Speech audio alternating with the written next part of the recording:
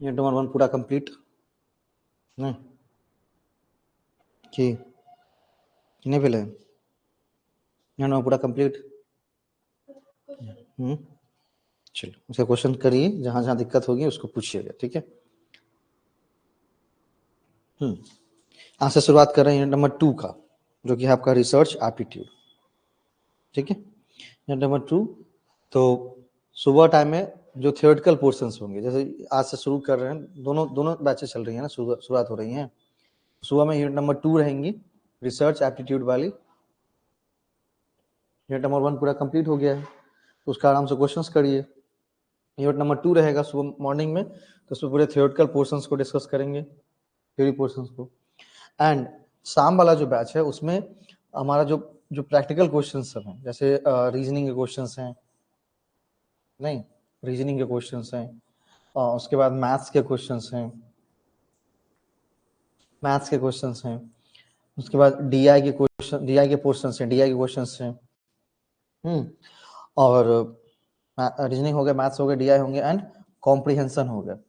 तो ये जो 4 कॉम्प्रिहेंशन है ना, ये 6 तो इधर आपके थ्योरेटिकल पार्ट में है एंड 4 हैं आपके किस में, प्रैक्टिकल पार्ट में। तो प्रैक्टिकल पार्ट को शाम वाले करेंगे, ठीक है, जो 3 बजे से रहेंगे।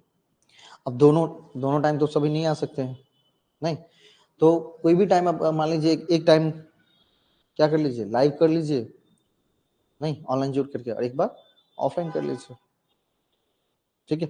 जिनका घर पास में है तो भाई ये भी कर सकते हैं, उसके बाद बैठ के पढ़िए, नहीं कितने सुंदर वहां पर चल ही रही हैं। कल कितने बजे तक थे उसमें, पढ़िए वहां पर, और फिर दोबारा बैच में आ जाइए। क्या पेपर 2 वाले पढ़ रहे हैं, पढ़ाई करना है पढ़ाई करिए, या पेपर 1 वाले जो भी प्रैक्टिस करने वहां पर आराम से बैठ के पढ़ सकते हैं, सब पढ़ते रहते हैं, तो एक अच्छा माहौल मिलेगा। नहीं तो लाइब्रेरी वाला कॉन्सेप्ट भी शुरू, घर नजदीक है तो कोई दिक्कत नहीं है। जो दोनों टाइम क्या आते हैं, ऑनलाइन ही जुड़ते हैं, तो उनके लिए तो फायदा ही है, दोनों टाइम घर पे ही है, ठीक है। ताकि जून तक हम क्या करें, इसको खत्म करके अच्छे से, जून तक क्या मतलब मई तक इसको अच्छे से कंप्लीट कर लें, ये उद्देश्य है ना। और टारगेट बैच भी शुरू हो रही है पेपर 1 की, तो कोई ज्वाइन करना चाहता है उनको भी बताइएगा, नहीं। और लेक्चर यूट्यूब पे भी रहेगा, तो आप शेयर भी कर सकते हैं किसी दूसरे को, ठीक है। हाँ, तो आज शाम वाले में करेंगे रीजनिंग और मैथ्स के जो कुछ मिक्स क्वेश्चंस हैं, है ना, वो मिक्स क्वेश्चंस करेंगे प्रैक्टिस के लिए, तो वो उसमें प्रैक्टिस रहेगा। और अभी क्या है, थियोरेटिकल पोर्शंस, नहीं। और यूनिट नंबर 1 की जो टीचिंग एप्टीट्यूड की क्वेश्चंस हैं जून 23 वाले, उसको जरूर सॉल्व करेंगे। उसके बाद PYQs है, उसमें जो टीचिंग के क्वेश्चन है उसको सॉल्व करिए, वो काम आपको घर पर बैठ के करना है, और उसमें दिक्कत होती है उसको पूछिए, तब होगी अच्छी तैयारी। नहीं अब मान लीजिए हम पढ़ाएं भी, कंटेंट भी खुद पढ़ा दें, क्वेश्चन भी पूरा का पूरा सॉल्व कर दें, तो आपको समझ में जीरो आई है, उससे मेरी समझ विकसित होती है, आपकी समझ बिल्कुल विकसित नहीं हो रही है। समझ विकसित करनी है आपकी, तो आपको क्या करना है, उस जो मान लीजिए यहाँ पर चल रहा है तो ठीक ही है, सब पढ़ा ही रहे हैं, जब तक नया यूनिट चल रहा है तब तक पुराने यूनिट के जो भी MCQs हैं उसको करिए, लगभग बीच में टेस्ट भी हो जाता है तो आ ही जाएगा उसका सारा, है ना। चलिए यूनिट नंबर 2, और उसमें 15 थ्योरी ऑफ एजुकेशन बचे हुए हैं ना, एक उसमें बचे हुए हैं, बाकी ICT टूल्स कर ही दिए थे। इसके बाद जो क्वेश्चंस के समय अलग अलग आए थे वो भी कर दिए थे। तो इस शनिवार को जाकर के, शनिवार शुक्रवार तक इसको करते हैं, शनिवार को या रविवार को जब भी समय मिले तो 15 लर्निंग थ्योरी जो, और या कुछ क्वेश्चन में कुछ नया पोर्शन मिल जाएगा टॉपिक तो वो बताइएगा, तो वो भी डिस्कस कर लेंगे, उसका हमको भेज दीजिए, हम देख लेंगे, ठीक। जब भी भेजिएगा तो पर्सनल नंबर भेजो, ग्रुप में मत भेजिएगा, तो फिर वो लाइन लग जाती है। इस पूरे रिसर्च एप्टीट्यूड को हमने 4 चैप्टर में डिवाइड किया है, थोड़े थोड़े चैप्टर सब बड़े बड़े चैप्टर्स हैं।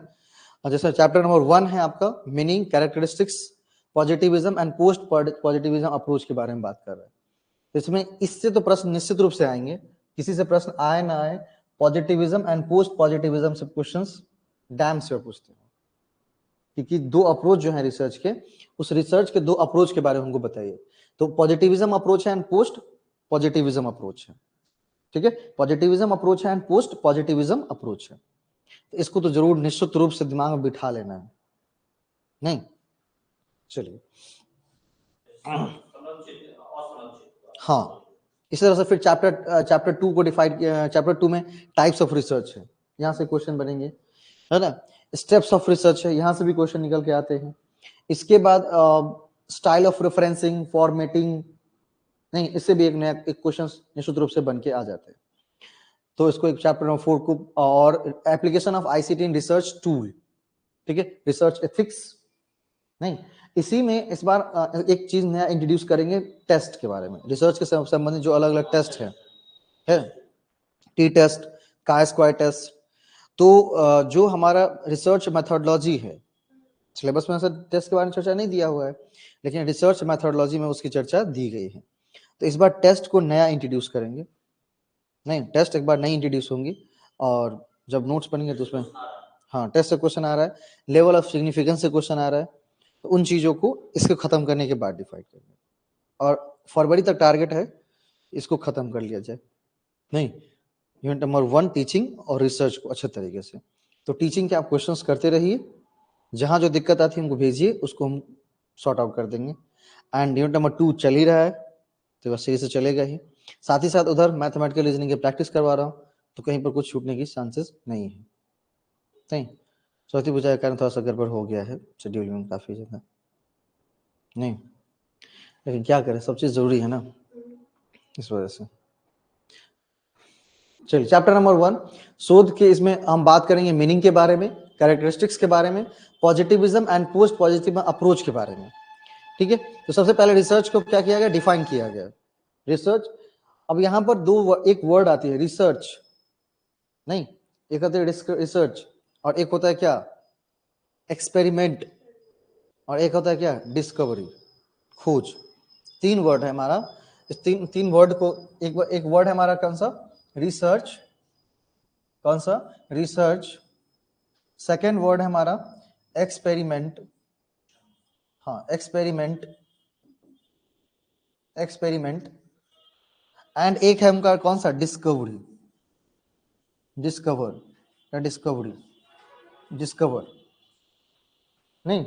अब तीनों वर्ड को अगर थोड़ा सा आप डिफाइन करेंगे ना, बेसिक में जाकर के, तह तक जाकर के, तो रिसर्च का मतलब है क्या आपका, हिंदी में इसको कहते हैं अनुसंधान या शोध,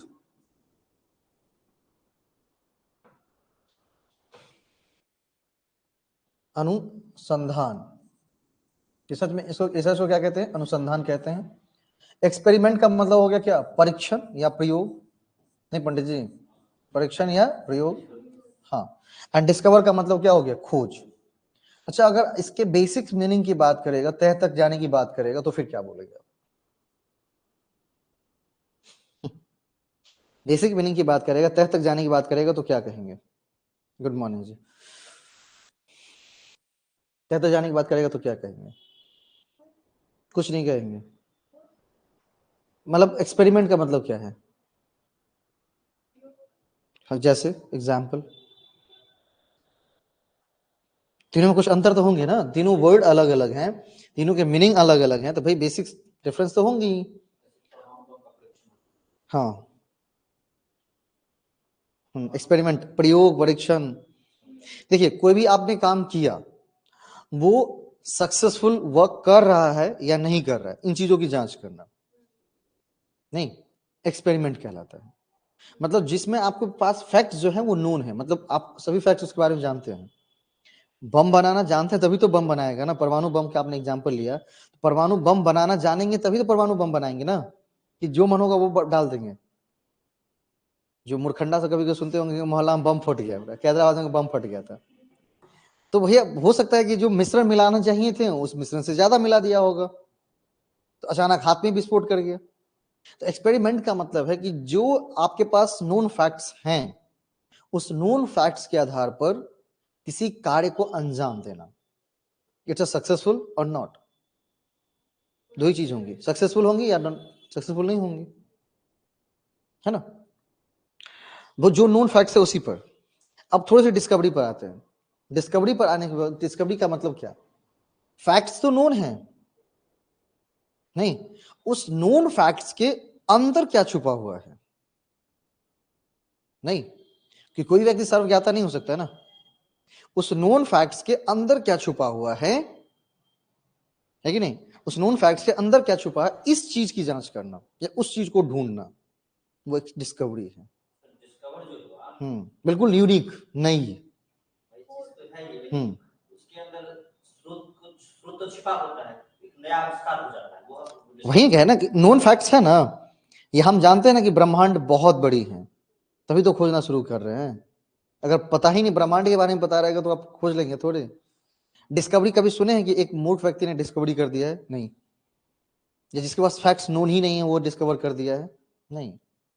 बिकॉज यूनिक चीज बनानी है तो you have unique knowledge, unique identity, unique approach, unique approach रखनी होगी उस टाइम, है ना। क्योंकि बिना यूनिक अप्रोच के आप काम बिल्कुल नहीं कर सकते। ठीक है, तो यूनिक अप्रोच के साथ उसने काम करना क्या किया, शुरू किया। यूनिक अप्रोच के साथ उसने क्या किया, काम करना शुरू किया। ठीक है, यूनिक अप्रोच के साथ क्या करने, काम करना शुरू किया है। अब वहां से कुछ एक यूनिक नई चीजों को निकाल रहा है, दैट्स कॉल्ड डिस्कवरी। उसी की क्या है, डिस्कवरी। तो नोन फैक्ट्स के आधार पर किसी काम को अंजाम देना और वो सफल है या असफल, इसको एक्सपेरिमेंट। ठीक है, नोन फैक्ट्स के आधार पर किसी यूनिक चीजों को निकालना, ढूंढना, डिस्कवर है। एंड तीसरी चीज है कौन सी, रिसर्च। रिसर्च का मतलब क्या, जो चीजें पहले हो चुकी हैं उसमें लूप होल्स का पता लगाना, मतलब उसमें कमियों को ढूंढना, उसमें क्या कमी है उसको ढूंढना।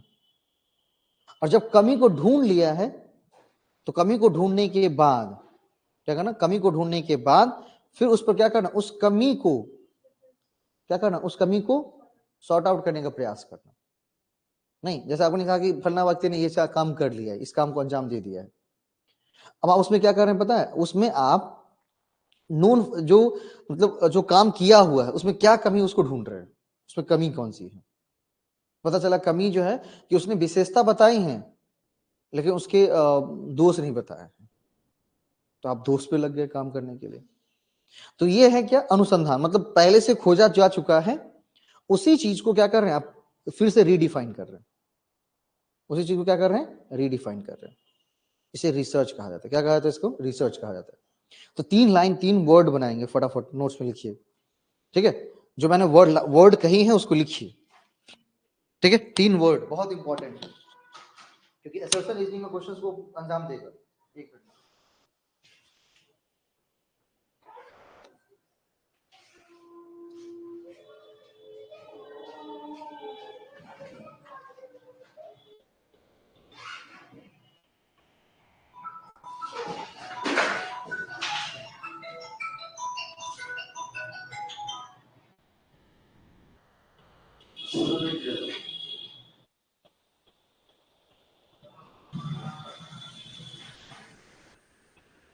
मित्रों तो करीब क्लास चलो गए पढ़े को आवश्यक था लगे में एकेडमी पर शिक्षित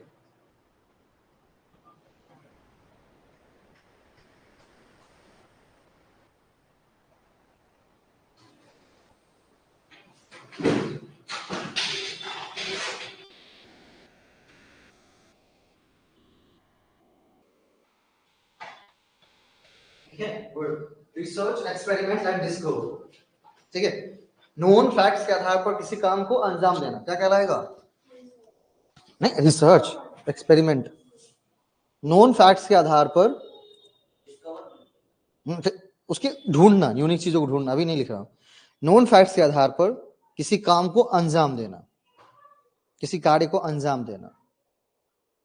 नोन फैक्ट्स के आधार पर किसी कार्य को अंजाम देना, इसे क्या कहेंगे, एक्सपेरिमेंट। क्या कहेंगे उसको, एक्सपेरिमेंट। Experiment, experiment. दूसरा लिखिएगा रिसर्च, एक्सपेरिमेंट हो गया, डिस्कवर। डिस्कवर में लिखिएगा नोन फैक्ट्स के आधार पर। नोन फैक्ट्स मतलब जो आप फैक्ट जानते हैं, हाँ, नोन फैक्ट्स के आधार पर, नोन फैक्ट्स के आधार पर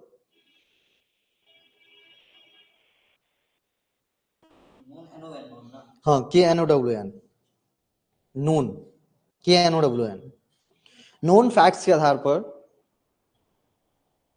है ना, नोन फैक्ट्स के आधार पर किसी यूनिक UNIQUE यूनिक किसी यूनिक फैक्ट का पता लगाना या ढूंढना, यूनिक फैक्ट का पता लगाना या ढूंढना, यूनिक फैक्ट का पता लगाना या ढूंढना क्या कहलाएगा? डिस्कवरी। क्या कहलाएगा? डिस्कवरी। एंड थर्ड चीज, रिसर्च।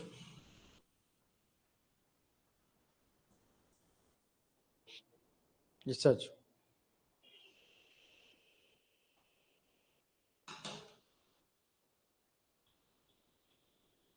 खोजी गई या खोजी जा चुकी, खोजी गई या खोजी जा चुकी तथ्यों में कमी का पता लगाना, कमी का पता लगाना एवं उसे दूर करने का प्रयास करना, एवं उसे दूर करने का प्रयास करना। ठीक है, ये रिसर्च है। ये क्या है? रिसर्च। चलिए, समझ में आया बात? अब रिसर्च तो कहा कि री और सर्च मतलब अनुसंधान, सही तथ्य को प्राप्त करने और नया जानने संबंधी खोज है। मतलब या तो तथ्य निकालने हैं या उसी तथ्य में कुछ नया जानना है, तो क्या कहलाएगा हमारा? रिसर्च कहलाएगा। क्या कहलाएगा हमारा? रिसर्च कहलाएगा, शोध कहलाएगा। अब रिसर्च की जो अलग अलग शिक्षार्थी हैं, अलग अलग रिसर्चविद हैं, रिसर्चर हैं, उन्होंने अपने हिसाब से रिसर्च को डिफाइन किया है। इसमें सबसे पहला नाम आता है ड्रेवर। क्या नाम आता है? ड्रेवर। ड्रेवर कहते हैं किसी नए ज्ञान की खोज और पुराने ज्ञान की पुष्टिकरण के लिए किए गए व्यवस्थित प्रयास शोध कहलाते हैं। मतलब या तो नए ज्ञान को खोजना है, नई चीजों को क्या करना है, किसी नए ज्ञान को खोजना है, या पुराने ज्ञान की क्या करनी है? पुष्टिकरण करनी है। पुराने ज्ञान की क्या करनी है? पुष्टिकरण करनी है, मतलब उसको कंफर्मेशन देना है आपको कि ये सही है या नहीं है।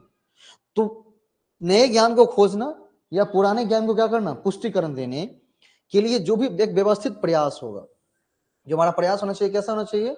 व्यवस्थित, सिस्टमेटिक प्रयास होना चाहिए, है ना।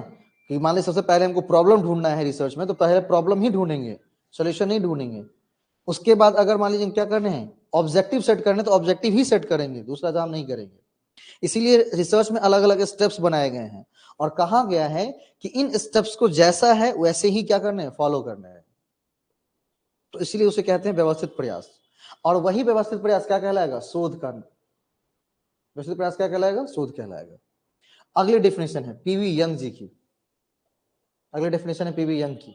शोध एक व्यवस्थित विधि है, सिस्टमेटिक मेथड, जिसके द्वारा नए तथ्यों की खोज, पुराने तथ्यों की पुष्टि की जाती है, साथ ही उनके अनुक्रम, अनुक्रम का मतलब सीक्वेंस, उसके सीक्वेंस को ध्यान में रखना है, परस्पर संबंध, रिलेशन को ध्यान में रखना है, कॉज एंड इफेक्ट एक्सप्लेनेशन, कारणात्मक व्याख्या, एवं प्राकृतिक नियमों जो उन्हें संचालित करते हैं का अध्ययन किया जाता है। ठीक है, मतलब एक व्यवस्थित विधि तो है ही, लेकिन साथ ही साथ उसके सीक्वेंस को ध्यान में रखने हैं, उसके परस्पर संबंध को ध्यान में रखने हैं, कारणात्मक व्याख्या को ध्यान में रखनी है। इन तमाम बातों पर आपको क्या करनी होंगी? फोकस करनी होगी। ठीक है, तो वो होगा हमारा शोध। ये कहते हैं पीवी यंग। नेक्स्ट, थ्योडसन। दूसरे कौन है? थ्योडसन। किसी समस्या के व्यवस्थित अध्ययन करने या किसी समस्या से संबंधित ज्ञान को बढ़ाने का निष्पक्ष प्रयास। मतलब जब हम शोध कर रहे हो तो हमारा प्रयास कैसा होना चाहिए? निष्पक्ष, बिना बायसनेस के। किसी चीज को क्या करना है? ना ही प्रमोट करने बहुत ज्यादा, ना ही किसी चीज को डिमोट करने। मतलब बिल्कुल आपको अपना मापदंड क्लियर रखना है, उस पैरामीटर पर जो आज चीजें सही आ रही हैं बिल्कुल ठीक है, नहीं तो नहीं।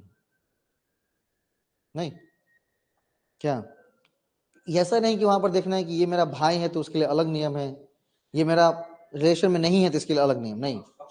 पक्षपात जैसी बात नहीं होनी चाहिए। ठीक है, फैक्ट को फैक्ट के हिसाब से देखिए, अपने हिसाब से नहीं। फैक्ट अपने आप में क्या कहता है वो देखनी है। अपने हिसाब से नहीं देखनी है, क्योंकि सिर्फ हम अपने हिसाब से अगर देखना शुरू कर देंगे तो क्या आ जाएंगी चीजों में, बायसनेस आ जाएंगी। क्योंकि जो चीजें मुझे पसंद है वो मुझे मेरे लिए अच्छा है, जो चीजें मुझे पसंद नहीं है वो मेरे लिए बुरा है। नहीं, करेला अच्छा है स्वाद में, लेकिन अगर मुझे पसंद नहीं है तो बुरा है ना। अगर करेला मतलब चीनी हमारे लिए अच्छा है बट वो बुरा है सेहत के लिए। तो फैक्ट को फैक्ट के हिसाब से देखनी है, तभी जाकर के क्या होंगी, आपका एक निष्पक्ष प्रयास होगा और आप शोध में सफल होंगे।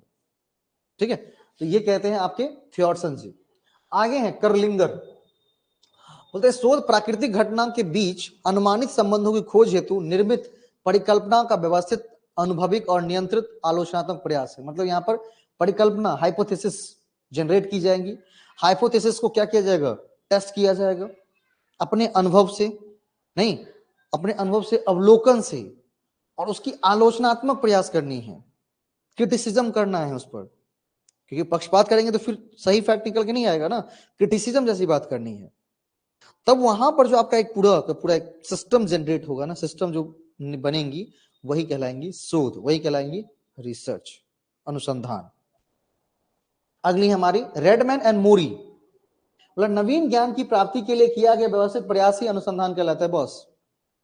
नए ज्ञान, नवीन ज्ञान मतलब नए ज्ञान की प्राप्ति करना है, उसके लिए जो हम प्रयास कर रहे हैं वही प्रयास हमें क्या देता है, वही प्रयास शोध कहलाता है। ठीक है, नेक्स्ट। हम यहां पर इतने सारी परिभाषा हमने पढ़ी, उस परिभाषा में जो शोध को डिफाइन किया गया है या उसमें जो बेसिक्स पॉइंट निकाल के लाए हैं वो ये हैं। समस्या समाधान, किसी समस्या के समाधान प्राप्त करने का प्रयास शोध कहलाता है, जिसके दो कारण होते हैं, बौद्धिक कारण होते हैं और व्यवहारिक कारण होते हैं। ठीक है, मतलब शोध और कुछ नहीं, समस्या को समाधान करने का प्रयास है। मतलब कोई समस्या है उसको समाधान करनी है, कोई क्वेश्चंस है उसके आंसर ढूंढने हैं। ठीक है, तो समाधान करने का जो प्रयास होगा वही क्या कहलाएगा, अनुसंधान। और जिसके क्या कितने कारण होंगे, दो कारण होंगे। पहला कारण होगा बौद्धिक, इंटेलेक्चुअल। ठीक है, इंटेलेक्चुअल लॉजिकल, एंड सेकंड क्या होंगी, प्रैक्टिकल व्यवहारिक, कि क्या फैक्ट ही फैक्ट है या उसको व्यवहारिक रूप में भी लाया जा सकता है, ये चीजें भी ढूंढनी है। क्या फैक्ट ही फैक्ट है या उसको व्यवहारिक रूप में लाया जा सकता है, ये ढूंढनी है। ये ढूंढने का क्या करना है, प्रयास करना है। ठीक है, हाँ, इसमें एक लाइन जरूर लिखेंगे नीचे में, समस्या समाधान प्राप्त करने का प्रयास क्या कहलाता है, अनुसंधान।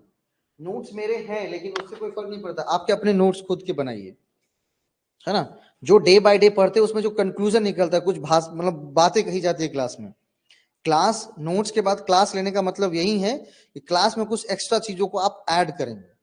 वो मान लीजिए मैं ऐड कर रहा हूँ एग्जाम्पल्स के रूप में, तो जो आपको नहीं समझ में मतलब जो आपको लगता है कि यहाँ पर मान लीजिए उस एग्जाम्पल के तौर पर नहीं लिखा गया है, क्योंकि वो एकदम पूरे फैक्ट हैं जिसको सामने रख दिया गया है, क्योंकि उसको एक्सप्लेन करेंगे तो किताब बन जाएंगी और आप पढ़ेंगे नहीं, हमें आपको पढ़वानी है। इसीलिए तो वो जहां पर शॉर्ट नोट्स हैं या नोट्स हैं वो उसको रहने दीजिए, बाकी क्लास लेते हैं तो क्लास में जो नोटिंग की जा रही है वो बहुत महत्वपूर्ण होता है। आप आते हैं उठते हैं और क्लास चले जाते हैं, तो भाई लिखेंगे समस्या समाधान करने का प्रयास, शोध और कुछ भी नहीं, समस्या को समाधान करने का प्रयास है, जिससे कितने कारण होते हैं, दो।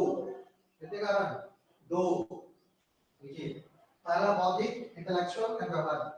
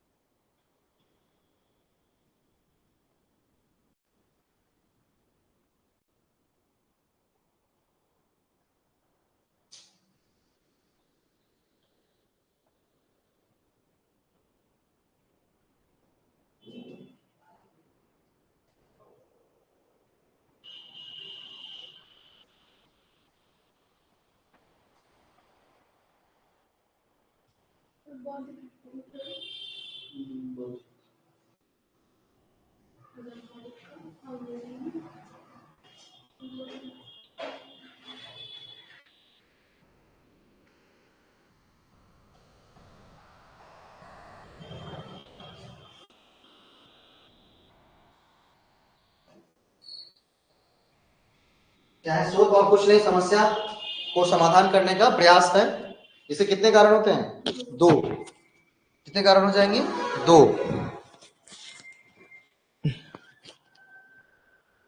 नहीं, कौन सा? बौद्धिक कारण और व्यवहारिक कारण। चलिए, अब बात अगर हम बात करेंगे, अगर दोनों बौद्धिक और व्यवहारिक में बात करेंगे, तो बौद्धिक कहता है कि अगर अनुसंधान, बौद्धिक यहां लिखे हैं ना, बौद्धिक कारण, तो बौद्धिक कारण में एक वर्ड जोड़ेंगे, मूलभूत अनुसंधान। क्योंकि वो जो 2 वर्ग में हमने डिफाइन किया है, वो मेन 2 पर काम करता है, जो कि शोध के रूप कहलाते हैं। क्या कहलाते हैं? जो कि शोध के रूप कहलाते हैं। बौद्धिक और व्यवहारिक जो लिखा है आपने, वो शोध के 2 रूप हैं। एक है जिसमें मूलभूत अनुसंधान, कौन है? मूलभूत अनुसंधान। और दूसरा है आपका कौन सा? व्यवहारिक अनुसंधान। मूलभूत अनुसंधान और व्यवहारिक अनुसंधान। मूलभूत अनुसंधान और व्यवहारिक अनुसंधान। अब मूलभूत अनुसंधान क्या कहता है? तो मूलभूत अनुसंधान कहता है कि भाई हम रिसर्च तो कर रहे हैं, और मेरा प्रयास क्या है? बौद्धिक कारण है ना, हम किस कारण से कर रहे हैं? बौद्धिक। बौद्धिक मतलब क्या? बौद्धिक का मतलब है ज्ञान की वृद्धि। बौद्धिक का मतलब क्या है? ज्ञान की वृद्धि। बौद्धिक का मतलब है नए तथ्यों का एकत्रीकरण, मतलब न्यू फैक्ट्स को कलेक्ट करना। ठीक है, उसके बाद नई प्ररचनाओं का निर्माण करना, न्यू कॉन्सेप्ट डेवलप करना। बौद्धिक का मतलब है ज्ञान को बढ़ाना, नए ज्ञान को ज्यादा से ज्यादा कलेक्ट करना, और उसी आधार पर अपने एक कंसेप्ट को डेवलप करना, अपने एक खुद के कंसेप्ट को क्या करना? डेवलप करना। यह कहलाती है मूलभूत अनुसंधान। मूलभूत अनुसंधान का मतलब कि हमने कहा कि रिसर्च के 2 मुख्य कारण है ना, बौद्धिक है और एक व्यवहारिक है। तो बौद्धिक कारण में क्या कहा कि बौद्धिक कारण का मतलब मूलभूत अनुसंधान नहीं। अब उसमें हो क्या रहा है? तो हो ये रहा है कि उसमें हम नए फैक्ट्स को कलेक्ट कर रहे हैं, नहीं, नई चीजें जान रहे हैं, अपने नॉलेज को बढ़ा रहे हैं। ठीक है, बोल रहे यह व्यवहारिक अनुसंधान के आधार तथ्यों को खोजा और एकत्रीकरण करना है। और क्योंकि जब तक ये चीज नहीं है, जब तक आपके पास थियोरेटिकल पोर्शंस नहीं है, यू डोंट क्रॉस प्रैक्टिकल। अब प्रैक्टिकल को क्रॉस ही नहीं कर पाएंगे। बौद्धिक क्षमता मतलब तो अपने बुद्धि के द्वारा जो आप नहीं, बौद्धिक क्षमता नहीं मैं बोल रहा, मैं बौद्धिक कारण की बात कर रहा हूँ। शोध करने का बौद्धिक कारण ये है कि हम अपने ज्ञान को बढ़ाना चाहते हैं। शोध करने का बौद्धिक कारण ये है कि हम नए फैक्ट्स कलेक्ट करना चाहते हैं। शोध करने का बौद्धिक कारण ये है कि हम न्यू अपने कंसेप्ट डेवलप करना चाहते हैं। तभी तो पीएचडी में लोग कितना माथापच्ची किए हुए हैं ना, नहीं तो क्यों करेंगे?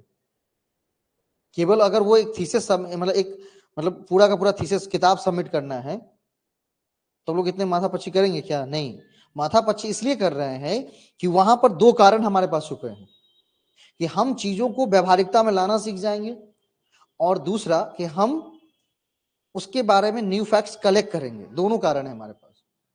हमारी बुद्धि भी बढ़ेंगी और हमारी व्यवहारिक क्षमता भी बढ़ेंगी। ठीक है, तो बौद्धिक कारण में क्या हो गया? ज्ञान में वृद्धि करना, नहीं, उसके अपने नए फैक्ट्स को बनाना, नए फैक्ट्स कलेक्ट करना।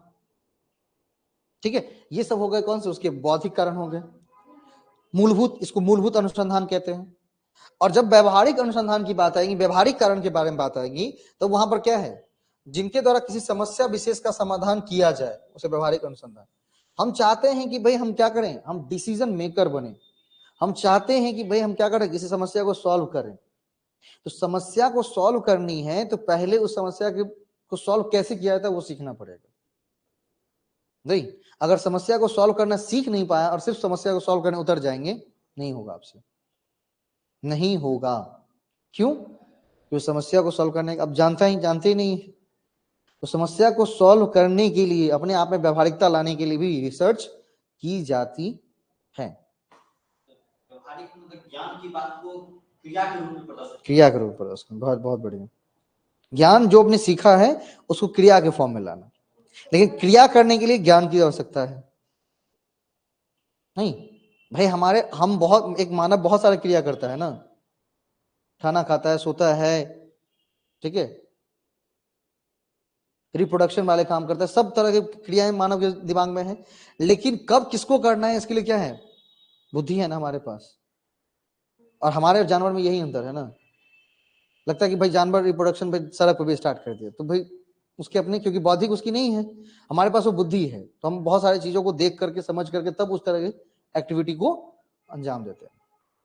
ठीक है, तो बौद्धिक का व्यवहारिक का मतलब जो बौद्धिक में आपने सीखा है उसको क्रिया के रूप में लाना, और क्रिया अच्छी करनी है उसके लिए बुद्धि होनी बहुत जरूरी है।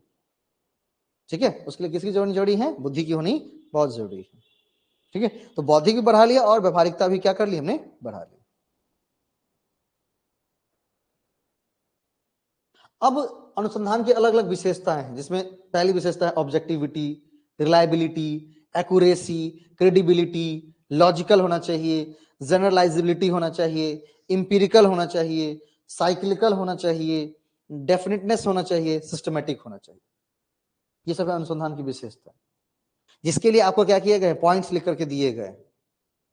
जैसे सबसे पहला आपको लिखा होता है क्या? ऑब्जेक्टिविटी। ऑब्जेक्टिविटी का मतलब यहाँ पर ऑब्जेक्टिव क्वेश्चन नहीं, ऑब्जेक्टिविटी का यहाँ पर मतलब है वस्तुनिष्ठता। वस्तुनिष्ठता का मतलब कोई भी घटना है, कोई भी तथ्य है, उसको बिना किसी पूर्वाग्रह के देखना है। मतलब अपने माइंड में एक एजम्पशन पहले नहीं बना लेना है कि फलाना व्यक्ति से मिलने जा रहा हूं वो तो गुस्सैल है भाई, नहीं, ये घटना हुई है, जरूर उसमें कुछ ना कुछ होगा।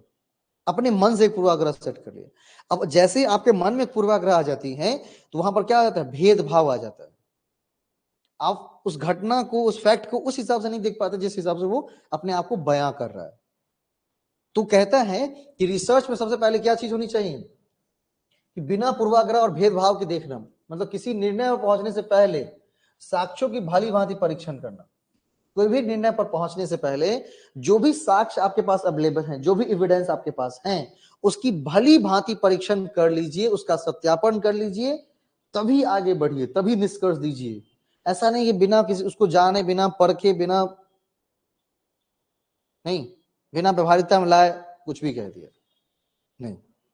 ठीक है, तो रिसर्च आपको वस्तुनिष्ठता, रिसर्च में क्या होनी चाहिए? वस्तुनिष्ठता होनी चाहिए। रिसर्च हमें वस्तुनिष्ठता सिखाता है। अगली है रिलायबिलिटी। यह शोध के परिणाम में आने वाली समानता पर निर्भर करता है। रिलायबल, कोई चीज विश्वसनीय कब होंगी? मान लीजिए आज आपने यहाँ पर, मैंने संस्थान खोला, 2 साल से मैं यहाँ पर हूँ लगभग, तो रिलायबल है ना। मान लीजिए 2 साल में 200 बार कोई आदमी क्रॉस किया होगा तो देखा होगा कि वहीं पर है, वहीं पर है, वहीं पर है, वहीं पर है, तो भरोसा जनरेट हो जाता है। अचानक नया कोई खुला है, अब भरोसा कर लेते हैं क्या? नहीं, हो सकता है फ्रॉड भी हो, मतलब बहुत सारी चीज दिमाग में आने जाती है। तो कहता है कि शोध के परिणाम में आने वाली समानता क्या कहलाएंगी? रिलायबिलिटी। मतलब शोध के परिणामों में जितनी अधिक समानता होगी उतना ही वो विश्वसनीय होता चला जाएगा। ठीक है, मतलब शोध के परिणाम में जितनी ज्यादा से ज्यादा समानता, उतनी ही वो क्या हो जाएंगी? विश्वसनीय हो जाएंगे। मान लीजिए अभी रिजल्ट निकाला तो कुछ और था, 2 घंटे बाद रिजल्ट आ रहे हैं तो कुछ और आ रहे हैं, 3 घंटे बाद आ रहे हैं तो कुछ और आ रहे हैं, तो रिलायबल होगा क्या? नहीं। रिलायबिलिटी का मतलब कि अगर वही सेम कंडीशन है, वही सेम सिचुएशंस हैं, तो रिजल्ट भी सेम आने चाहिए। नहीं, जैसे मान लीजिए मैंने आपको दिया, उनको भी दिया, सेम टू सेम कंडीशन दोनों आदमी को दिया, आपने क्या किया? रिजल्ट आए एग्जैक्ट थी, कुछ पॉइंट्स के डिफरेंस थे, तो ये रिलायबल माना जाएगा। नहीं, मान लीजिए आपका आंसर आ रहा है 13, इनका आंसर 130, कैसे हो पाएगा? कोई निकाल रहा था 123, इसका मतलब रिलायबल नहीं है। अगर कंडीशन सेम है, स्थितियां सेम है, विधियां सेम है, आंसर सेम होने चाहिए, तभी वो रिलायबल माना जाएगा। इसे कंसिस्टेंसी कह सकते हैं। It's called also consistency. इसमें कंसिस्टेंसी बनी हुई है, स्थिरता बनी हुई है। स्थिरता का मतलब है कि शोध के परिणाम समान परिस्थिति एवं समान समंकों के साथ एक समान होती हैं। ठीक है, नेक्स्ट, थर्ड नंबर, वैलिडिटी, वैधता। शोध प्रक्रिया, उपकरण, परीक्षणों आदि की सटीकता संबंधित है। इससे एक प्रश्न के माध्यम से समझ सकते हैं कोई चीज वैधता है कि नहीं, कोई चीज वैलिडिटी है कि नहीं, वैध है या नहीं, ये कैसे जानेंगे? तो वहां पर एक प्रश्न पूछने हैं, are we measure what is intended to measure? क्या हम वही माप रहे हैं ना जो हम मापना चाह रहे हैं? तभी तो वैध है ना। मान लीजिए कि हम आपको, मैंने कहा कि लहरे सर जाना है, आपने पकड़ लिया इस तरफ का रास्ता, तो थोड़े दूर जाकर तो पूछेंगे ना, कम से कम किसी से चलते चले जाएंगे, पूछेंगे रास्ते में किसी से कि क्या ये रास्ता लहरे सर जाता है कि नहीं जाता है। तो कहता है are we measure what is intended to measure? क्या हम वही माप रहे हैं ना जो हम मापना चाह रहे हैं? अगर इस चीज का जवाब देता है हाँ, इसका मतलब है वो चीज वैलिड है, नहीं तो इनवैलिड है। हम मापना चाह रहे थे कुछ और, माप कुछ और के दे रहा है वो, तो वो चीज इनवैलिड हो जाएंगे। Are we measuring or able to measure what is originally intended to measure? क्या हम वही चीज माप रहे हैं ना जो हम मूल रूप से मापने का इरादा रखते थे या रखे हुए हैं? इसे विश्वसनीयता की तुलना में अधिक महत्वपूर्ण माना गया है। अगर विश्वसनीयता और इसमें अगर कंपैरिजन किया जाएगा तो वैलिडिटी का स्कोर ऊपर होगा। नहीं, रिजल्ट में समानता तो ठीक है, स्थिरता तो ठीक है, लेकिन हम जो चीज मापने आए हैं वही काम करेंगे ना। तो जब आप पढ़ाई करने हैं तो मैं क्या कहता हूं कि आप पढ़ाई करने आए हैं तो सिर्फ उस पर बुरी दिमाग लगाने हैं कि यूनिट नंबर 1 खत्म हो गया तो उसके क्वेश्चंस करने हैं, यूनिट नंबर 2 सर चला रहे हैं तो उसके क्लास में अटेंड करके उसके क्लास के अपने नोट देखने हैं, फिर यूनिट नंबर 2 खत्म हो गया 3 चलेंगे तब तक मैं उसके एमसीक्यू कर लूंगी, है ना। उधर प्रैक्टिकल क्वेश्चन समझा रहे हैं, अगर मान लीजिए कल होमवर्क मिला है तो उसको करेंगे, ताकि अपने आपको पूरे टाइम क्या करना है, नेट के क्षेत्र में बिजी रखना है। बाकी जो टाइम मिला पेपर 2 है आपकी, पेपर 2 को देखिए ढंग से। नहीं टाइम मिला लाइव क्लास में कोई प्रॉब्लम नहीं है, रिकॉर्डेड है उसको बाद में देखेंगे, क्योंकि सेम वॉइस रिकॉर्डिंग में भी सेम ही होती है ना, चेंज तो नहीं होंगी, ऐसा कोई फैक्ट है ना। हाँ, लाइव का मतलब ये कि थोड़ा सा आप में और बिल्कुल क्या हो जाती है, एक रूटीन जैसा बन जाता है और अंतर नहीं है। बाकी रिकॉर्डेड में रूटीन जैसी नहीं बन पाती है। अगली है आपकी क्रेडिबिलिटी।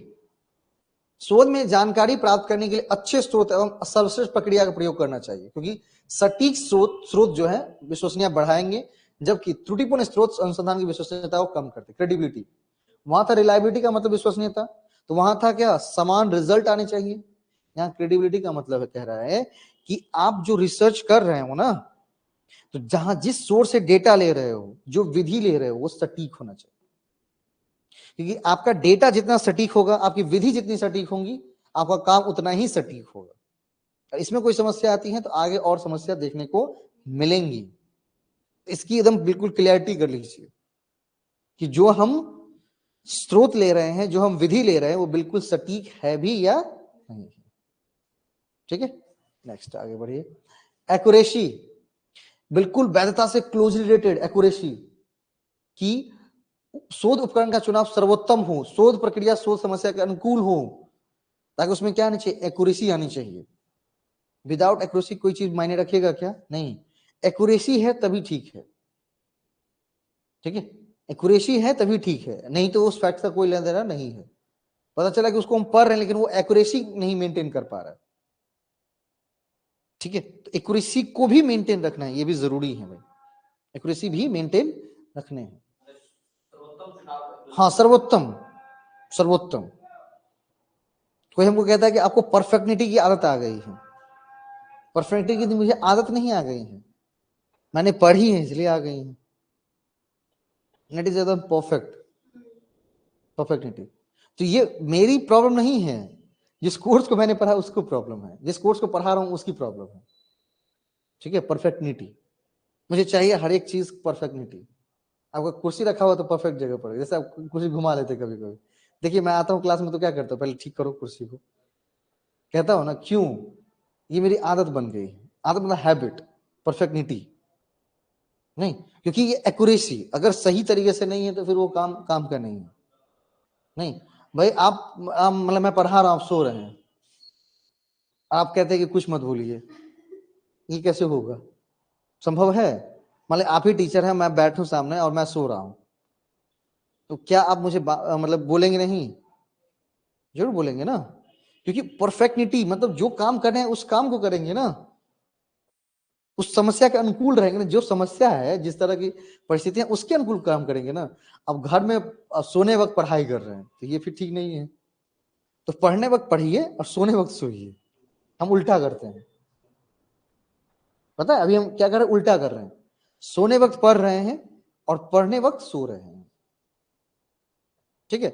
जो चीज हमेशा एक बात याद रखनी है, जो चीज नेचर ने जिस तरह से डिसाइड की है उसी तरह से करिए, उसमें उलटफेर करेंगे तो आपके जीवन में उलटफेर हो जाएगा।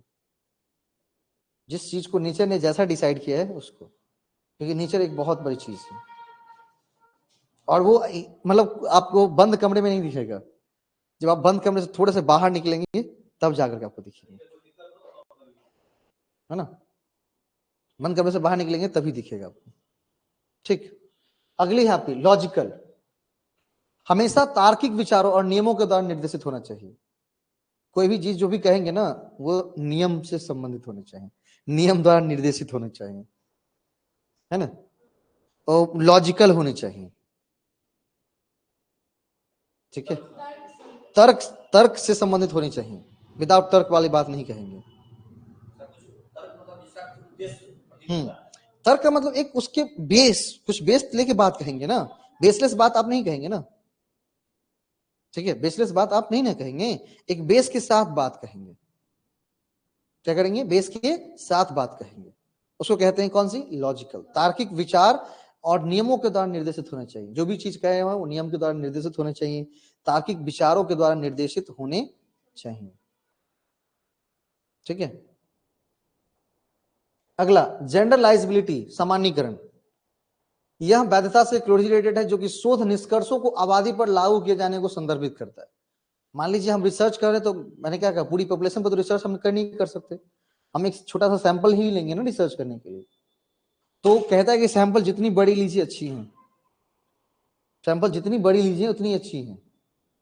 क्यों, तो उसमें हम ज्यादा से ज्यादा आबादी को क्या कर सकते, कवर कर सकते हैं।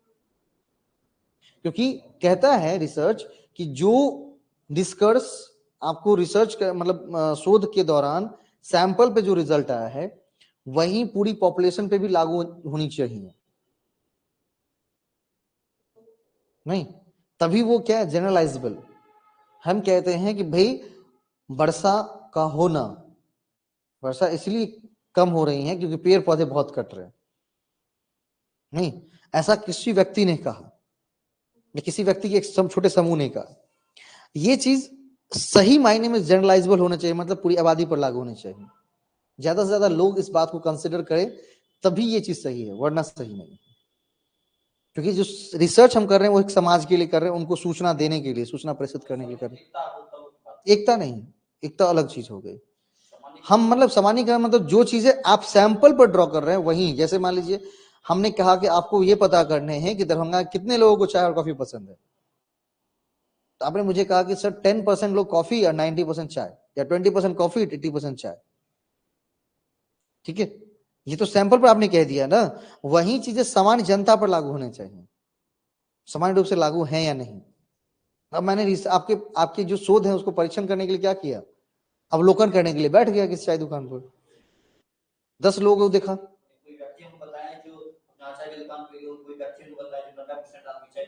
लोग व्यक्ति कैसे बताएंगे आपको, खुद अवलोकन। हाँ, तो डेटा दिया ना, मतलब डेटा पर डेटा दिया, डेटा परीक्षण किए, तो जो चीजें सैंपल पर आपने की हैं, उस व्यक्ति मतलब सैंपल ना, छोटा सा भाग ना, पूरी पॉपुलेशन से थोड़ी पूछेंगे आप, तो वही चीजें सामान्य जनता पर लागू होनी चाहिए, ये कह रहा हूं। हाँ, ठीक है, उसको कहते हैं जनरलाइजेबल। ठीक है, क्या कहेंगे उसको, जनरलाइजेबल। मतलब ये शोध पॉपुलेशन के छोटे भाग, सैंपल कहते हैं, भाग जिसे प्रतिदर्श कहते हैं, पर किया जाता है, और उससे आने वाले निष्कर्षों को पूरी पॉपुलेशन पर लागू मानी जाती है। ठीक है, उसके जो रिजल्ट आएंगे वो पूरी पॉपुलेशन पर माने जाएंगे, करेंगे रिसर्च सैंपल पर, लेकिन उसका जो रिजल्ट होगा पूरी पॉपुलेशन पर लागू मानी जाएंगे। अगर आप कह देंगे कि सर 80-20 का रेशियो है, तो हम मान लेंगे कि दरभंगा की 80% लोग चाय, 20% कॉफी। ठीक है, नेक्स्ट, इंपीरिकल एक्सपेरिमेंटल। शोध शोधकर्ता द्वारा किए गए अवलोकन तथा वास्तविक जीवन के प्रत्यक्ष अनुभव पर आधारित होता है। साथ ही साथ अनुसंधान एक से अधिक पहलुओं एवं व्यवहारिक क्रियाकलाप से संबंधित माना जाता है। मतलब शोधकर्ता शोध जो है शोधकर्ता द्वारा किए गए अवलोकन, अवलोकन का मतलब ऑब्जर्वेशन, वास्तविक जीवन के प्रत्यक्ष अनुभव, उनका अपने खुद के जीवन का जो प्रत्यक्ष अनुभव है, एक डायरेक्ट एक्सपीरियंस उन्होंने गेन किया है, उसको भी वो इंक्लूड करते हैं कहां पर, रिसर्च में। ठीक है, व्यवहारिक क्रियाकलाप से संबंधित मानी जाती है, व्यवहारिकता होनी चाहिए, नहीं, तो इसीलिए मैं कहता हूं कि आप ब्रॉड बनिए, थोड़ा सा रिसर्च करते वक्त ब्रॉड बनिए, कहता हूं ना बोलने के लिए, कारण मेरा यही है। हम एक अच्छे मतलब हम जेआरएफ पद पर बैठे हुए हैं, नेट के पद पर बैठे हुए हैं, लेकिन 5 वाक्य किसी के सामने अपने आप को नहीं रख सकते हैं, खुद की मेरी अपनी अनुभव नहीं है, जीरो है, तो कभी आप क्या कर सकते, बेस्ट ट्यूटर नहीं बन सकते। अपनी खुद की एक अनुभव होनी चाहिए, खुद का वक्तव्य होना चाहिए, जिसके लिए तेजस एक अच्छी प्लेटफॉर्म, नहीं पंडित जी, और हमसे भी ज्यादा मोटिवेटेड मेरी मम्मी है। इतना मोटिवेट की गोविंद जी को कि उस दिन मंत्र ऐसा बोले हैं कि सबको मंत्र मुग्ध कर दिए हैं। नहीं, तो एक ऐसा प्लेटफॉर्म है ये जहां पर आपको मौका मिला है अपने आप को एक्सप्लोर करने का। वहां पर जो मैंने जगह ली है वही चीज, एक्सप्लोरेशन। आपकी जो अपनी क्षमता है वहां पर उसको बताइए, दिखाइए, समझाइए। दिखाने के लिए बहुत सारे जरिए हैं।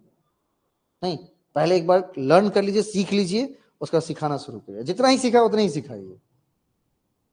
जिसको कहता है कि आप पढ़ा सकते सर, खुद हम जब पूरा पढ़ लेंगे तब ना पढ़ाएंगे। जितनी पढ़ी उतनी ही पढ़ाएगी ना, तो वो चीज खत्म हो जाएंगी, तब आपको आगे जाने की उत्सुकता होती है। ठीक है, जो चीज आप केवल पढ़े हैं और सिर्फ अपने पास ही रखे हैं, तो पता है उस टाइम क्या होता है, हमने बहुत पढ़ा है, उसको पढ़ा दीजिए, किसी को बता दीजिए, देखिएगा पता चलेगा कि यार कुछ कमी है और पढ़नी चाहिए। क्योंकि खत्म होगा तभी तो डालेंगे। बाइक में पेट्रोल खत्म होगा तब ना डालेंगे कि पहले डालना शुरू कर देंगे? नहीं ना, जितनी उसकी लिमिट है वो लिमिट पहले खत्म करिए, पहले तब डालिए। मोबाइल को क्या कहता है, पहले पूरे चार्ज करिए, फिर डाउन करिए, फिर चार्ज करिए। अब 50% है, फिर ठूस दिए, फिर 10-15 मिनट चलाए, फिर ठूस दिए। इससे क्या होगा, चार्ज में बार बार लगाने से मोबाइल खराब। इसीलिए जितनी फैक्ट्स पढ़े उसको निकालिए, फिर पढ़िए, फिर निकालिए, फिर पढ़िए, फिर निकालिए। वहां पर होती है एक्सप्लोरेशन। नहीं, आप टीचिंग पढ़ चुके हैं तो थोड़ा सा अपने आप को ही समझाए, नहीं किसी को समझा सकते, अपने आप को खड़े होकर के 5 लाइन या मेथड्स के बारे में, अप्रोच के बारे में कुछ भी लेकर के, तब जाके आएगा बेहतर एक्सप्लोरेशन। और वो चीज करने का सबसे बढ़िया तरीका है कौन सा, एमसीक्यू करना। तो कहते हैं कि आप करा दीजिए। भैया मुझे बिल्कुल आता है, नहीं आता है तो मैं सीख लूंगा, क्योंकि मेरे दो ही जीवन में कंसेप्ट है, या तो मुझे आता है और नहीं तो सीख लूंगा। बस 2 कंसेप्ट पर मैं अभी तक चल रहा हूं। जो कंसेप्ट को अपने जीवन में उठा करके अभी तक आगे बढ़ा हूं, या तो मैं सीख लूंगा या तो मुझे आता है। दो ही चीज रहेगी ना जीवन में। प्रॉब्लम उसी को है जिसको कि नहीं आता। या तो प्रॉब्लम दो ही में है, या तो नहीं आता है या सीखना नहीं चाहता है। सब कुछ आता है। नहीं, सब कुछ तो आएगा ही नहीं ना। तो सीधा है कि मुझे आपको नहीं आता, मैं सीख लूंगा। मैं कहता हूं कि मैंने फैक्ट बढ़ा दी, अब आप क्वेश्चंस जितने हैं बनाइए, जो देवी दिए गए हैं, और जहां कहीं भी मिले उसको सॉल्व करिए। अपने जीवन में प्रॉब्लम को सॉल्व करना सीखिए, क्योंकि आपको प्रॉब्लम सॉल्व करना है। जब आप प्रॉब्लम सॉल्व करना सीख जाएंगे तो फिर एग्जामिनेशन में प्रॉब्लम नहीं आएंगे, क्योंकि वहां प्रॉब्लम ही है। वहां क्या है, वहां प्रॉब्लम ही है। क्या पंडित जी? हाँ, बाहर जाके बात करिए। चलिए, अगला है साइक्लिकल। ठीक है, ये बहुत ही सुंदर विशेषता है। हाँ, इस पे मुझे एक गाना, मैं बार बार हमेशा जब भी पढ़ाया हूं उस गाना को दोहराया हूं। कौन सा है? गाना नहीं पता है? एक गाना है बड़ा सुंदर, इसमें किन्होंने गाया है, गाया का पूरा नाम तो नहीं पता। वही प्यार की उम्र हो इतनी सनम, तेरे नाम से शुरू तेरे नाम पर खत्म। शोध भी यही कहता है, समस्या के साथ शुरू, समस्या के साथ खत्म। तो रिसर्च एक ऐसा प्रोसेस है ना, वो साइक्लिकल चलता है, साइकिल।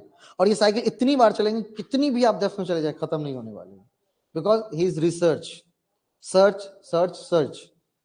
नहीं पंडित जी, मेरे प्यार की उम्र हो इतनी सनम, तेरे नाम पर शुरू तेरे नाम पर खत्म। नहीं, अंत नहीं होता है, मतलब जहां से शुरू किया वहीं पर खत्म करनी है। तो सेम चीज शोध पर भी है कि भाई समस्या के साथ शुरू होंगी, समस्या के साथ ही खत्म होंगी। अब जैसे कहेंगे क्यों, तो बस एक छोटा सा एग्जांपल मैं उसमें देता हूं। मैंने कहा कि वर्षा क्यों कम हो गई, तो आपने रिसर्च क्या कहा, सब पेड़ कम हो गए। मैंने कहा पेड़ क्यों कम हो गई, एक समस्या है ना। उसका जवाब ढूंढा, सर जनसंख्या बहुत बढ़ गई है, घर बनाने की आवश्यकता होगी। हम बोले घर क्यों बढ़ गया, घर की आवश्यकता क्यों बढ़ गई, तो सर जनसंख्या बढ़ गई। जनसंख्या क्यों बढ़ी, तो सर लोगों में शिक्षा का अभाव है। लोगों में शिक्षा का अभाव क्यों है, तो ये प्रश्न एक लंबे सिरे तक बढ़ता जाएगा। तो सोचिए ना, लोगों में शिक्षा का अभाव क्यों है, तो सर सरकार की ऐसी नीति नहीं है। सरकार की नीति क्यों खराब है, तो सर हम सही तरह से सरकार नहीं चुनते हैं।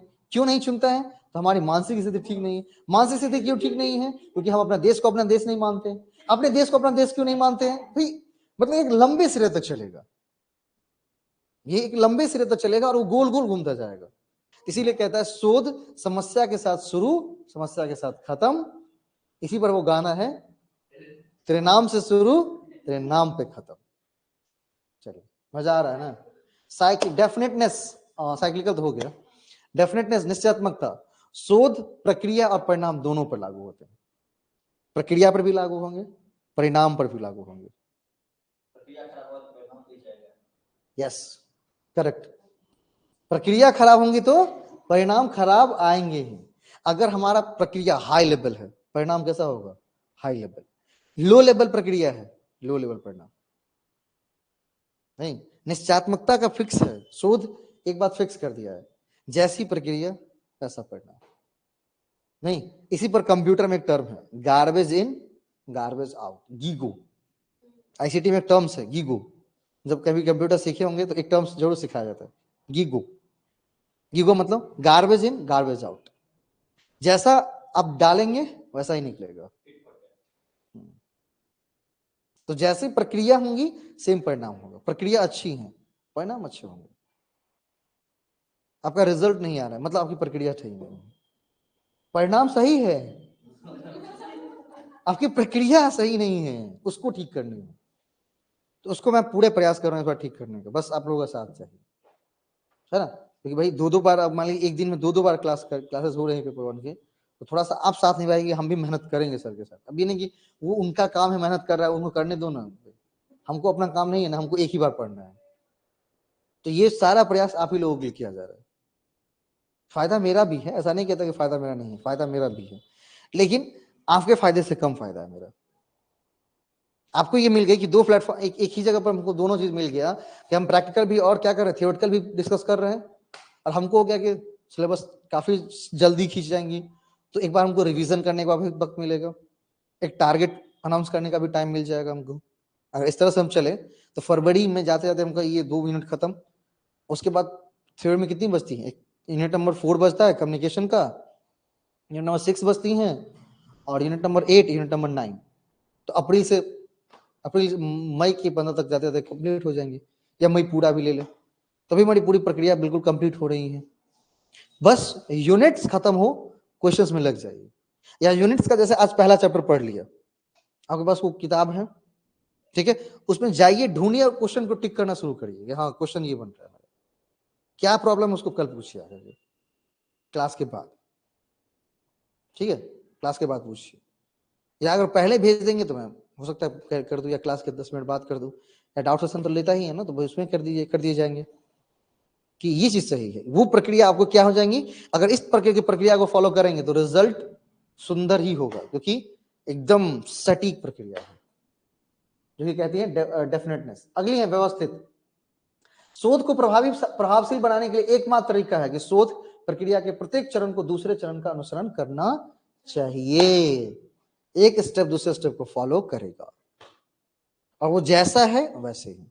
पहला स्टेप 1 है तो पहले स्टेप 1 ही लेंगे, फिर स्टेप नंबर 2 लेंगे, ये नहीं कि स्टेप 2 पहले ले रहे हैं, स्टेप 1 बाद में ले रहे हैं, ठीक है, स्टेप 1 पहले, स्टेप 2 बाद में, ठीक है। ये थी शोध की विशेषता। इसके बाद इसमें अप्रोच की चर्चा की गई है, जिसकी बात हम कल करेंगे, है ना। तो एक बार आज जा करके कम से कम ये खत्म किया, तो पहले तो टीचिंग वाला खत्म करिए, और जो जो पढ़ते जा रहे हैं डेली बाय डेली, उस पर जाकर क्वेश्चंस को करते जाइए कम से कम, ताकि दिमाग में क्लैरिटी आती रहेंगी कि हाँ हमने पढ़ी, कितनी समझ में आई है, या इससे बेहतर क्या उसमें दिया हुआ है। क्योंकि नेट के क्वेश्चंस भी बहुत सारी चीज को आपको सिखा देंगे दुनिया में, क्योंकि ये आम एग्जाम का क्वेश्चन नहीं है, ये एग्जाम दूसरे लेवल के हैं, नहीं तो आपको कुछ क्वेश्चंस वहां से भी मिल जाएंगे सीखने को, ठीक है। रिसर्च का एप्लीकेशन में पीडीएफ है ही, वहां से डाउनलोड कर सकते हैं, एमसीक्यू भी वहां पर दिया हुआ है, और इस वीडियो को मैं फर्स्ट लेक्चर है तो डाल रहा हूँ, ताकि जिनको डेमो में देखना था वो देख करके क्लासेस ले सकते हैं। आप लोग भी थोड़ा शेयर कर दीजिएगा, और कैसा लगा क्लास फीडबैक जरूर दीजिएगा, और बाकी खुद को एक्सप्लोरेशन के मार्ग पर जरूर लाइए, जितनी जल्दी लाएंगे उतनी बेहतर है, नहीं चल ठीक है। कोई दिक्कत आज की क्लास में, कहीं पर कंफ्यूजन नहीं? मिलते हैं 3 बजे में प्रैक्टिकल, आज रीजनिंग का करूंगा, ठीक है, और बहुत अच्छे लेवल के क्वेश्चंस करा रहा हूँ, और सिखा रहा हूँ कि भाई अब अगर रीजनिंग सीख जाएंगे तो कितना पढ़ा, कितना क्या कर सकते हैं, किसी दूसरे को पढ़ा सकते हैं, ऐसा रीजनिंग करवाऊंगा। क्योंकि आज करने वाले पता है क्या, बीपीएससी ट्री में जो पूछेगा रीजनिंग पोर्शन से उसको, ऐसा नहीं कि वो नेट पे नहीं पूछेगा, बिल्कुल संबंधित है, अच्छे लेवल है उसके भी, तो अच्छे लेवल के एमसीक्यूज है, मतलब उसको सीखेंगे, प्रयास करेंगे उसको जानने में। हाँ 3 बजे से, ठीक है। तो जो लाइव आप मतलब ऑफलाइन आप ठीक है, नहीं तो लाइव जरूर ज्वाइन करेंगे और उसको जरूर देखेंगे उस टाइम। अपने टाइम को बिल्कुल व्यवस्थित करिए कि सुबह उठने से लेकर के रात के सोने तक, वो लिंक एप्लीकेशन पर रहेंगे, ये भी लाइव है वो भी लाइव रहेंगे, दोनों लाइव रहेंगे सेम टू सेम, ठीक है। अभी भी क्लास लाइव चल रही है, मैं देख पा रहा हूँ, अब बिल्कुल देख पाएंगे, उसके लिए समस्या नहीं है। लेकिन प्रयास करिए कि अपने टाइम को व्यवस्थित करके, अगर सुबह थ्योरेटिकल पढ़ रहा हूं तो इसको पढ़ रहे हैं बीच में, और कम से कम 1 घंटे उस पर प्रयास, है ना, क्योंकि अब समय बहुत कम रह गई है, तो अपने प्रयास को क्या करने पता है, अपने प्रयास को हाइपर लेवल पे ले जाना, नहीं क्योंकि अभी ज्यादा छुट्टी वाली बात नहीं है, होली में 1-2 दिन मस्ती हम लोग करेंगे, यहीं पर करेंगे, नहीं, पंडित जी भोज कर ही देंगे। चलिए, थैंक यू सो मच, मिलते हैं कल।